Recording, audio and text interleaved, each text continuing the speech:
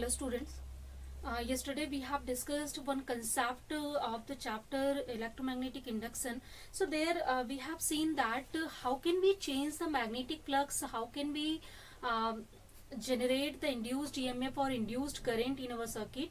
So basically there are three methods, as you know already. The first method we have discussed as the Faraday experiment, means we can just change the magnetic flux by three methods, that is by changing the magnetic field, by changing the area of the loop, and by changing the orientation between magnetic field and the area vector to the loop here.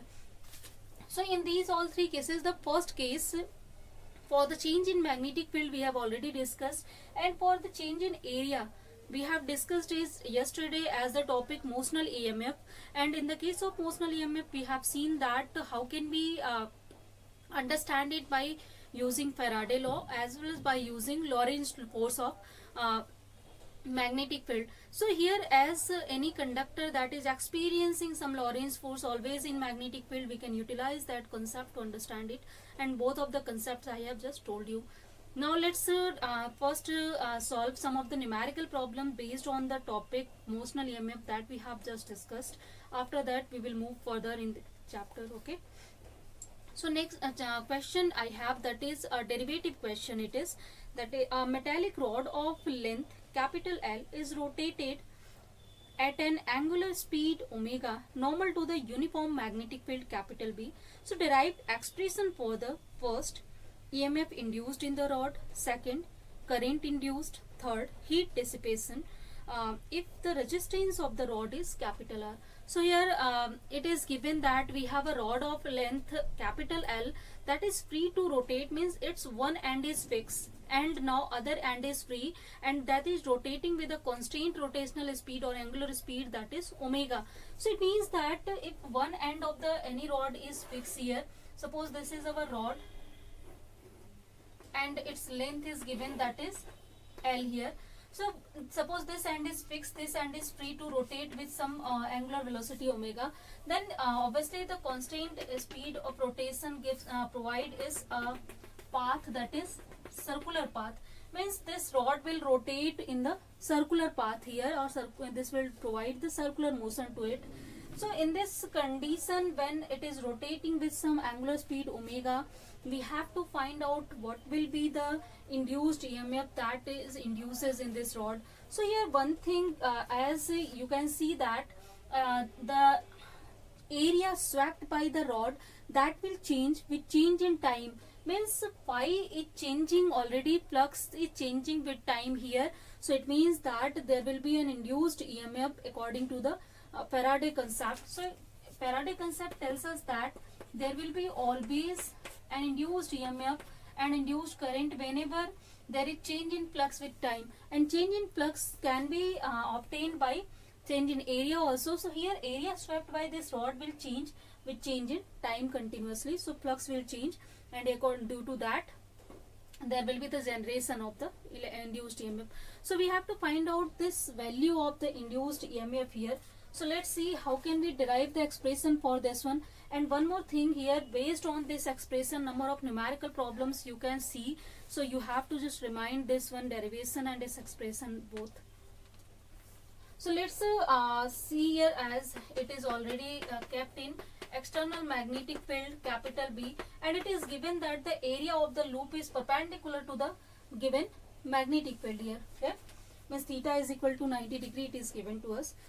Now suppose that in one rotation, complete rotation, this rod is taken time capital T, then we can write down what is the change in area here. So the change in flux here. So change in flux d phi, it is given by magnetic field and area swept in that time capital T. So magnetic field is uniform, this is capital B, and area swept by this rod in complete rotation, this will be equal to the area of this circular loop. So that's why we have taken the time T. If it is rotating or complete rotation it is making, then that time it will just complete its whole of the area. So that is equal to pi L square, because L is here, this length of the rod is here, radius for this circular loop. So this is our change in the area, flux that we have got now. Now we can calculate easily first term, that is induced EMF in this case. So as you know that induced EMF is given by, in magnitude we are going to just discuss. So that is given by change in flux upon time taken to change in flux. So this is d pi by capital T, that is time taken to change in this flux. So it is b pi L square upon T now. So we can just a second.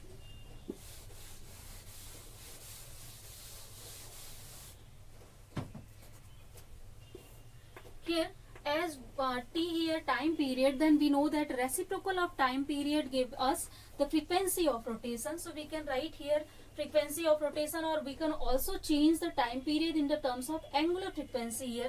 So let's change it in the terms of angular frequency. So according to the angular frequency, you know that the T is equal to 2 pi by omega. So let's write this one here. So this is, so 2 pi, pi will be cancelled out from here. This is 1 by 2 b omega L square. This is the expression for the induced EMF in the rod or in any coil which is making rotations with some rotational speed omega in external field B, and that has length capital L. So this kind of numerical based on this formula that can be asked also. So just to remind this one and how to solve this one, that is also clear. Next, as the first question we have just solved, that is for the induced EMF. So this is the value of induced EMF in the rotating rod here. Second concept here, as we have to find out the current in this one. So current, you know that it is given by induced EMF per unit resistance. So it is given already in our question. The resistance of rod is capital R. So we can find out current easily by this concept. So this will be equal to 1 by 2 b omega L square upon here R. So this is the answer for the current here. Third concept that we have to find out, that is power dissipation in the circuit. So as you know that the power dissipation in the circuit due to the resistance R, that is given by I square R. So suppose we are just calculating it in unit time. So for this case we can write I square R only. So here I square, if you will write this value, so this is 1 by 4 b square omega square L to the power 4 upon this is R square, and 1 R is here. So 1 R will be cancelled out. So this is our answer for the power dissipation in the circuit. So you can find out power dissipation from here easily. So I think this derivative problem is now clear. So let's see the next question, next numerical, that will be based on the topic that we have discussed by using Faraday concept or Lorentz concept. So next question we have, that is a 0.5 meter long metal rod PQ completes the circuit as shown below. So a circuit is given to us. Let's see it first. So here external magnetic field is present already. So in this external magnetic field, a circuit we have, this is containing a resistance here, and also this is a PQ. Son of the wire is given, that is moving with some velocity V here. So this is given to us for this case. Now given that the area of the circuit is perpendicular to the magnetic field of flux density 0.5 Tesla. So flux density means we are talking for the magnetic field B. So this is 0.15 Tesla. This field is present here. And if the resistance of the total circuit is 3 ohm. So resistance here it is given to us, that is 3 ohm. Then calculate the force needed to move the rod in the direction as indicated with a speed of 2 meter per second. So here question is given that if we have to move our this whole of the loop with this speed v in this direction, then what is the amount of force that is needed here? So this concept we have studied already in yesterday class, that is according to Faraday experiment or by using Lorentz force exactly. So whenever we are keeping any current carrying loop or any conductor, simple you can say that here PQ is the conductor we have, that we have kept in external field B. Now it is moving, this PQ is moving over this wire with some velocity V, then area of the loop will be changing here. So due to change in the area of the loop, flux will change, and due to change in flux, obviously according to Faraday concept, we have a flux induced EMF here in this coil. So here the force that is needed to move it, first that force is given by the Lorentz force concept. So according to the Lorentz force concept, you know that in external magnetic field, if L is the length of the loop here, PQ, and I current, induced current that is produced inside it due to the presence of B, or due to motional EMF, you can say that motional EMF here that is produced. So this force will be experienced by it here, sine theta, and theta is the angle between the area vector here and the magnetic field that is given already. This is perpendicular, so sine theta is theta is 90, so sine theta will be 1 here. So this is the force that is experienced by the loop here. So first, to find out the I, we can write it induced EMF upon this resistance into L into B here. Clear? Now induced EMF, how can we find out? So yesterday we have just derived an expression for this one using the two concepts. That was, whenever a conductor of length L that is moving with some velocity V in external field E, that is a motional EMF is induced here, that is given by V here. So let's write down here just value of this one here. So let's use the concept of the E. So in the place of here E, we can write BLV. This is upon R, this is L, this is B. So finally we can see from here, this is obtained B square L square V divided by R. Now we can use the values that are given to us here. So let's use them. So values are given already in our question. The PQ wire is 0.5 meter long. So L is given, B is already here. So this is 0.15 Tesla into L is 0.5. This is square into V is given 2 meter per second speed we wanted to produce this force, and the total resistance is given, that is 3 here. Now if you will solve this whole of the expression, then we are obtaining the value of the force. This is equal to 0.00375 Newton. So this is the answer for our question here for this case. So I think this numerical is now clear, how to solve or how to utilize the formula that is given to us. One more numerical, let's see here. After that we will start we will just start a new topic, you can see. So let's just see the next numerical problem. So next question is given here, that is a jet plane is traveling west at 450 meter per second. If the horizontal component of Earth's magnetism at that place is 4 into 10 to the power minus 4 Tesla. So here first thing that is given, let's write at here speed of the jet plane is given, this is 450 meter per second, and horizontal component of the Earth's magnetic field is given at that point where we are talking it. So that is where about we are talking, that is 4 into 10 to the power minus 4 Tesla, and the angle of dip is 30 degree there. So angle of dip, you know that is denoted by delta. This is 30 degree. Now find the induced EMF between the ends of the wings having a span of 30 meter. So let's write down first again the values, as the values of the wings of the jet plane is given, that is 30 meter. So these are the terms that are given in our question. Now we have to find out what will be the value of induced EMF for this case.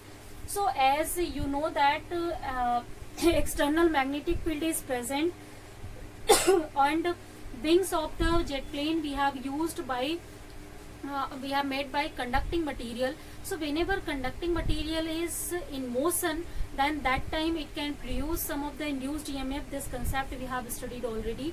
And external magnetic field as a earth magnetic field, their presence. So let's just find out how can we understand this one. So whenever you will see the wings of the aeroplane here, so suppose Z plane that is moving in this direction. So in this direction, the horizontal component will be along this side and vertical component will be along this side. So this vertical component will be at a perpendicular angle to that of the area of the wings here, or loop of the wings, or if it is just it is given that the angle of tip is already 30 degree here. So if it is at this angle, then perpendicular component will be also at this angle. So it means that our jet plane is moving at some angle 30 degree here. So its perpendicular will give us the value for the induced EMF, because you know that induced EMF is obtained by the concept of the force, that is F is equal to ILB sin theta. So if theta is 0, then that time we will not get any force, we will not get any motional EMF. But if theta is 90, then we will get some motional EMF.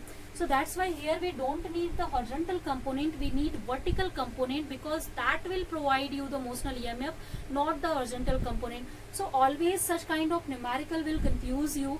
So just to understand, wherever aircraft, jet plane, such kind of examples are given and it is asked to find you the motional EMF, then that time that motional EMF will be due to the perpendicular component, because the theta will be 90 there. Clear, I think?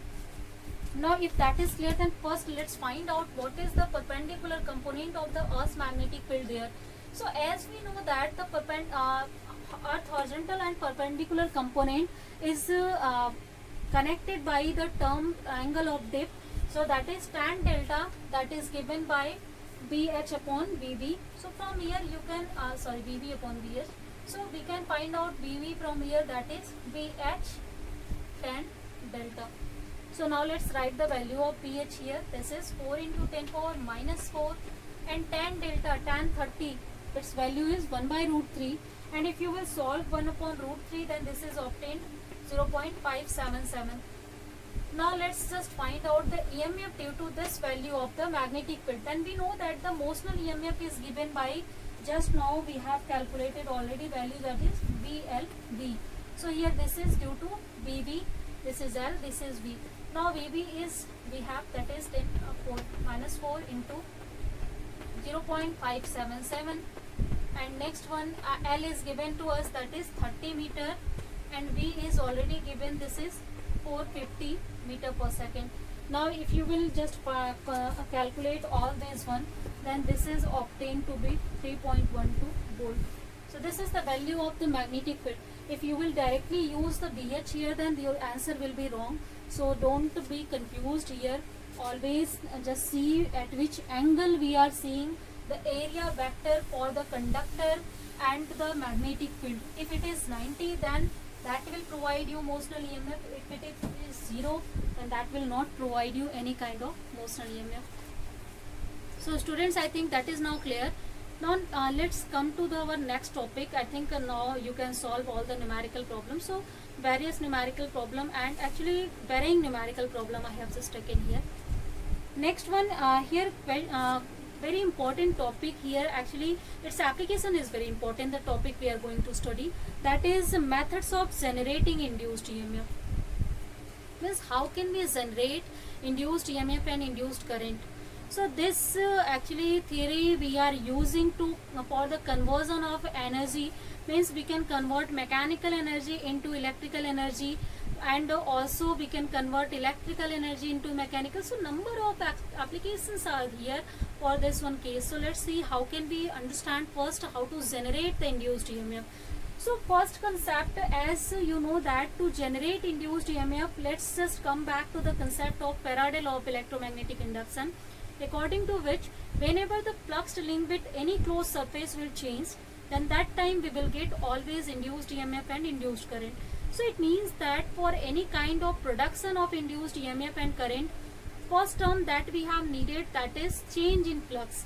So now let's see how can we change in flux. So phi is given by BA cos theta.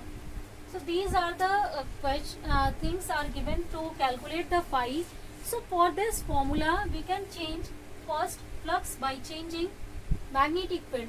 So if we have to change the magnetic field, then we can use we have to only actually not change the magnetic field, we have to change the magnetic field lines that is passing through the coil, through which magnetic flux will automatically change. Even for uniform magnetic field we can do only by rotating the magnetic field here. So in this case we can move the magnet, or we can move the coil towards it. So that things we have already seen by Faraday experiment. So in the case of Faraday experiment, we were moving the magnet towards the coil, or coil towards the magnet, or you can move to both towards each other.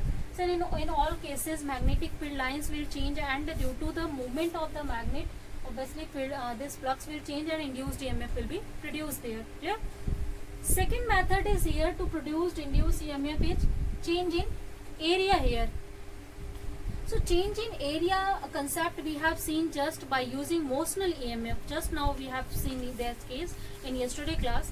So here for motional EMF we have to change the area of the loop. So to change area of the loop, we are moving any conductor over it by some of the speed here. So we have seen a U-shaped rails we have used, over which we are moving any conductor, and due to the change in area between these moving rails or U-shaped conductor, then that time flux changes and motional EMF is generated there. So that motional EMF, that is equal to PLV. So that concept we have studied. So that you can study by either by Faraday concept or Lorentz concept, of course. In both of the way you can understand that. So this is the second method to produce the induced EMF. Now let's see the third method through which we can produce induced EMF. So this is the third method. By changing theta we can produce it. So it means that if we will rotate the coil in magnetic field, so if we will rotate coil, then by rotating it, the angle between area vector and magnetic field will change there. Means we are changing the orientation of the coil now.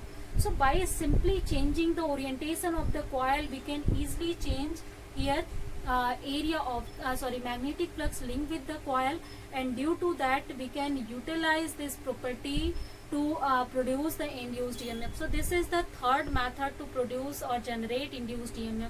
So two methods we have studied already. So let's just discuss the third method. How can we understand what is the induced EMF produced by this method whenever theta is changing, orientation of the coil is changing here. So suppose we are considering a loop here, rectangular loop PQRS, that is kept in external magnetic field.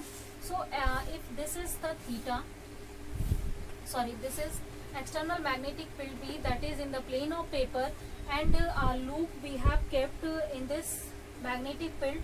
This is the rectangular loop we have kept here. Suppose this is PQRS loop we have, and if you will see, this is the axis of the loop here. So this axis, if you will see, area vector is here for the loop will be this one. So this is making some of the angle with the magnetic, somewhat slant this will have. So this is making some angle theta with external field here. And now if we will change this theta, then obviously with change in theta there will be the rotation of the, or in another word we can say, if we will rotate this coil by some angle, then that time theta will change, and due to that flux will change and induced EMF will be generated inside this coil there. So clear? I think there is no confusion for this section. Now let's find out what is the value of the induced EMF for this one case. So now to find out the value of the rotation here, induced EMF for this case, that is by changing the orientation of the coil. Let's just see, first we have just kept the coil whenever it is making some angle, theta is equal to 0 with the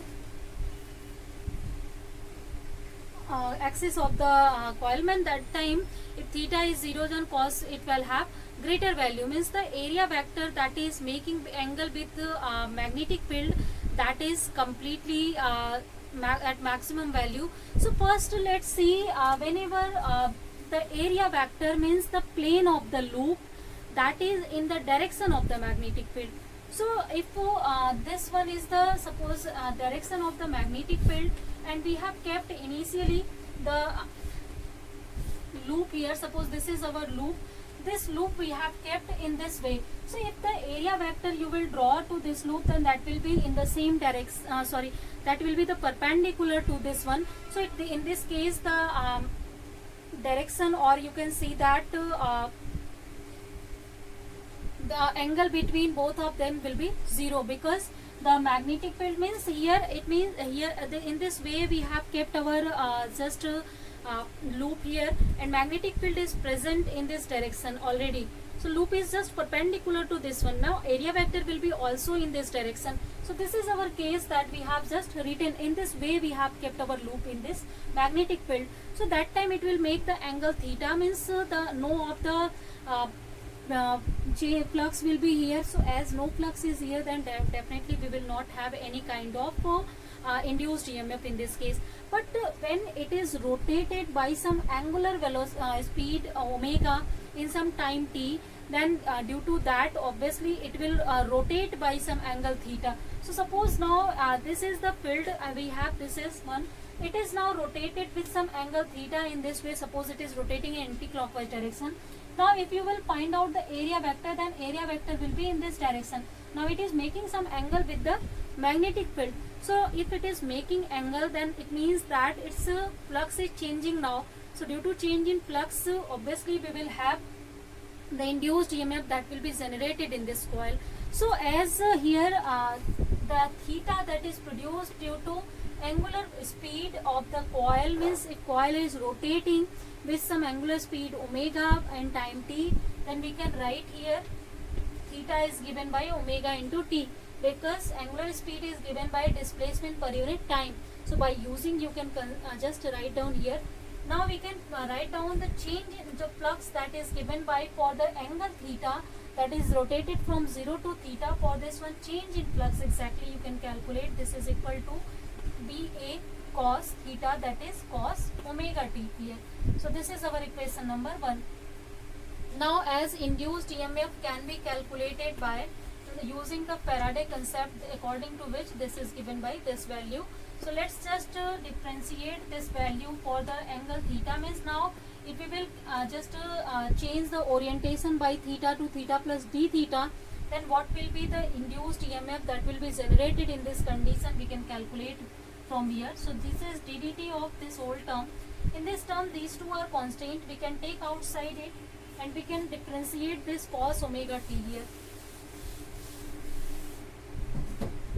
So as we have E is equal to minus ddt of BA cos omega t. Now let's take BA as a common, and the cos omega t, its differentiation will be minus of sin omega t. So minus will be cancelled out from here. So here this value we are getting for the induced EMF. So this is the formula for the induced EMF for the case whenever we are changing rotation of the coil here. And also you can calculate by this formula induced current easily, or power dissipation, whatever the calculation is, easily we can calculate it. Clear, I think. So here one thing you can see also, if suppose the loop or the coil that we have used that has n number of turns, so here you can also write capital N for this case. Clear? Because area will be equal to n into A, then that time you can write this formula. Now if you will see this formula, so as the formula that we had already, E is equal to BA sin omega t, here also 1 omega we have. Now if we will start to plot a graph between induced EMF and this rotation omega t here, angle of rotation. So if you will keep the value of the angle of rotation, suppose omega t is here 0 now. means the area rotation is in such a way, the angle between or orientation of the coil is in such a way, it is making some angle 0 with the magnetic field, then that time here induced EMF is 0 from this concept. So for this case it is 0 here. Next one, if you will start to increase the value, then for the case of sine, suppose here omega t, it is our coil is rotated from 0 to 90 degree. So whenever it will rotate at 90 degree, then that time for the sine 90 it will have maximum value, so it will reach to its maximum value from here to here. So such kind of curve we will get, and this is the maximum value of the EMF. This is equal to omega b a now. Again, if you will increase the angle or rotation from 90 to 180, so whenever you will rotate from 90 to 180, it will start to decrease now. So and at 180 again the value of sine 180 is 0, so it will become 0 now. Next, if you will again start to increase the angle from 180 to 270 and then 360, means a complete rotation of the coil we have made now. So if in completing the one rotation of the coil in external magnetic field, we are getting the negative value here for the case 180 to 360. You can see here at 360 again it will become 0 here. So the graph will finally obtained in this way. So this is the graph between the induced EMF and angle of rotation, means whenever the coil will rotate it by one complete rotation, it will provide such kind of graph. And if you will see this graph, this is graph for sine wave already. And one more thing, this is also predict that or this graph is for the alternating current that we are using, means we can produce the by using this induced EMF or by the rotation of coil and alternating current here easily.